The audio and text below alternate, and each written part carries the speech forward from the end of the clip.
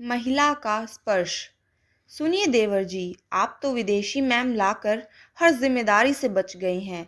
माँ जी के अंतिम समय पर भी मैंने ही सेवा की थी, पर अब बाबूजी का मुझसे ना हो पाएगा। थोड़ी थोड़ी देर में उनका पुकारना, कभी यहाँ दर्द कभी वहाँ दर्द, आंखों की रोशनी भी चली गई है अब उनकी।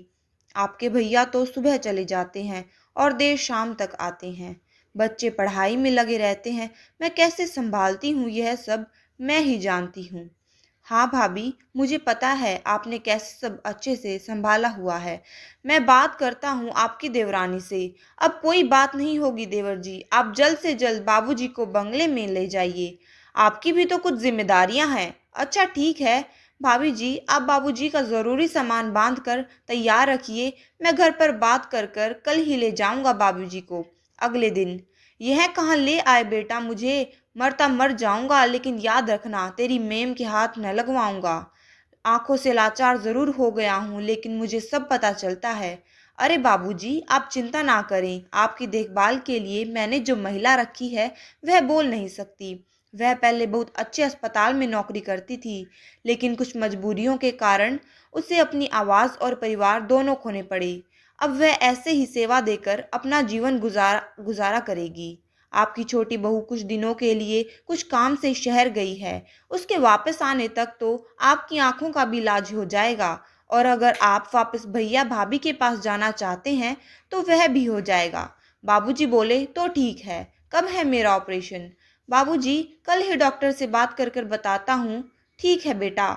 बाबूजी सोचते हैं कि बेटा तो उनका नाम ही नहीं बता कर गया, अब कैसे पुकारूंगा उन्हें।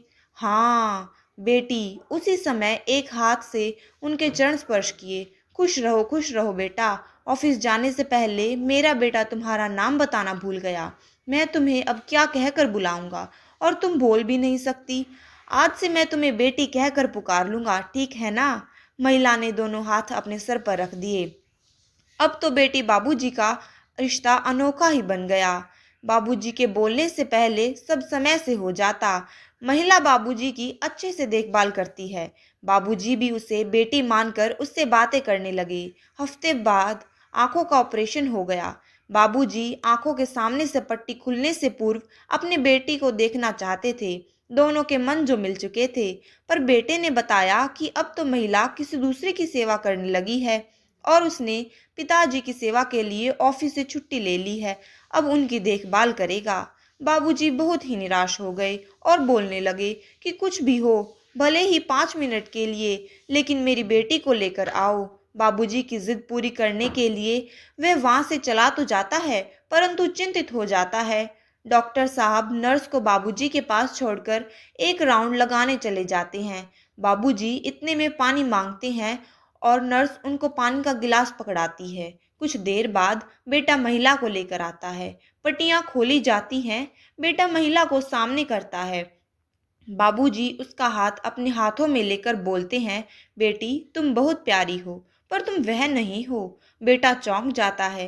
बाबूजी पास खड़ी नर्स को पास बुलाते हैं और उसके दोनों हाथ अपनी आंखों पर रखते हैं और कहते हैं, बेटी मेरी आंखों की रोशनी ही नहीं, मेरे नज़रिए को ठीक करने के लिए तुम्हारा शुक्रगुजार हूँ। सब कुछ भूल सकता हूँ, पर तेरा वो ममता भरा स्पर्श नहीं। बाबूजी ने महिला और विदेशी बहू को आशीर्वाद दिया। अगर आपको मेरी यह चंद पंक्तियाँ पसंद आई हों तो हमारे चैनल को सब्सक्राइब करें और कृपया मुझे सपोर्ट करें। धन्यवाद।